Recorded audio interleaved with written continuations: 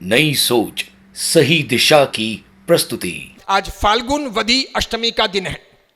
आज आदिनाथ परमात्मा के जन्म और दीक्षा कल्याणक का दिन है।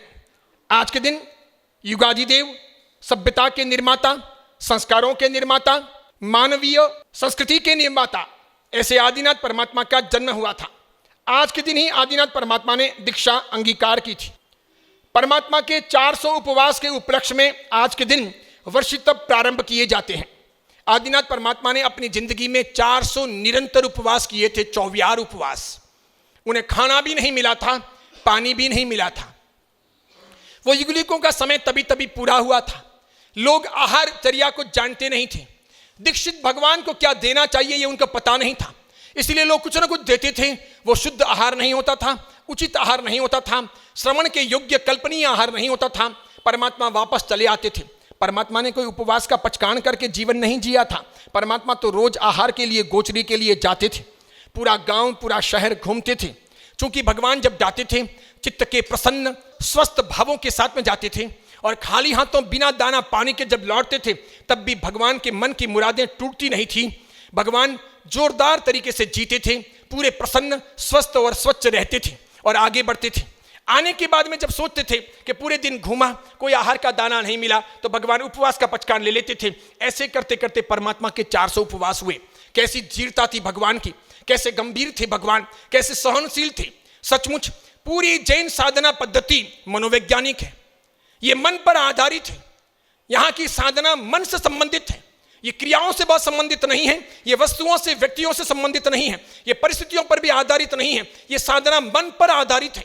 आप अपने मन में अगर संकल्प विकल्प को नहीं करते हो, राग द्वेष को कम करते हो, अल्प बनाने का प्रयास करते हो और सुंदर तरीके से अगर जीते हो, तो निश्चित तौर पर साधना में प्रगति हो सकती है। स्थानकवासी हो, तेरापंथी हो, दिगंबर हो, श्वेतांबर हो, मूर्ति पूजक हो या अमूर्ति पूजक हो, सबके लिए ये बात लागू होती है कि जितना हम क्रियात्मक जीते हैं, जितना हम मटेरियल पर जीते हैं, जितना हम वस्तुओं, स्थान या परिस्थितियों पर जीते हैं, उससे अधिक हमको मन को समझने का प्रयास करना चाहिए। परमात्मा कहते हैं मन परिवर्तन सबसे बड़ी साधना है।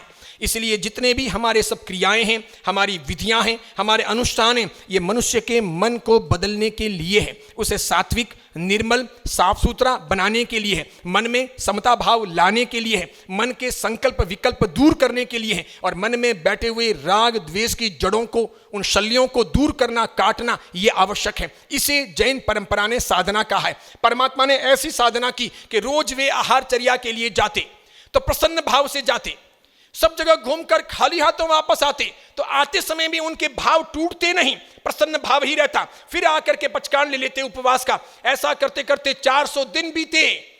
तब कहीं जाकर के श्रेयांश महाराजा के हाथों हस्तिनापुर नगरी में 400 उपवास के बाद इक्षुरस के द्वारा परमात्मा को पालना करने के लिए आहार मिला और इस प्रकार वर्षितप की पूर्णाहुति हुई। उनकी याद में वर्षितप आज के दिन प्रारंभ किया जाता है। ऐसे आदिनाथ परमात्मा को भावभीने नमस्कार कीजिए, कामना कीजिए कि परमात्मा जैसी धीरता, सहनशीलता हमारी जिंदगी में आए। हम भी जैन साधना पद्धति को समझें, कमजोर ना बने, छोटी मोटी बातों के लिए हिल न जाएं। जब कभी उपवास करें, एकासना करें, आयम्बिल करें तो बार बार भोजन के सपने ना देखें। उल्टा ये होना चाहिए कि भोजन के वक्त हमें आयम्बिल, उपवास, एकासना याद आना चाहिए।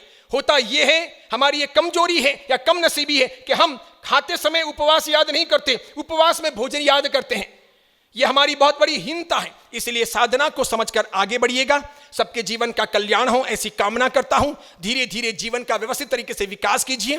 आहार पर, वस्तुओं पर, सामग्री पर अवलंबित मत रहिए। इसलिए सब चीजों का कंट्रोल करना चाहिए कि पानी कंट्रोल में ही व्यय करना चाहिए, वनस्पति को अननेसेसरी नहीं काटना चाहिए, किसी भी चीज को वेस्ट नहीं करना चाहिए, कपड़े भी लिमिटेड ही अपने पास में परिग्रह के तौर पर रखने चाहिए, आभूषण भी लिमिटेड रखने चाहिए, वाहन इत्यादि भी खरीदें तो बहुत अधिक नहीं खरीदने चाहिए, रोज रोज ये मोबाइल इत्यादि नहीं बदलने चाहिए और इस प्रकार करके अपनी वृत्तियों को नियंत्रित करना चाहिए। वस्तुएं आज नहीं लाओगे, कल पुरानी बनेगी, बनने ही वाली है, इनका कोई अंत नहीं। एक खरीदो, दो खरीदो, तीन खरीदो, एक गाड़ी हो तो भी काफ़ी है, दो हो तो भी काफ़ी है, तीन चार लो तो भी ना काफ़ी है, इसलिए उसका भी कोई अंत नहीं है। परमात्मा ने साधना में यह समझाया है कि सब चीज़ों का सीमांकन करना चाहिए। इच्छा परिमाण होना चाहिए, यानी इच्छाओं का परिसीमन हो। इच्छाएं कंट्रोल में आए, तभी कहीं जाकर के साधना का विकास हो सकता है। तो आज के दिन आदिनाथ परमात्मा के 400 उपवास से प्रेरणा लेकर के जीवन का कल्याण कीजिए। यही मंगल कामना, आज इतना ही।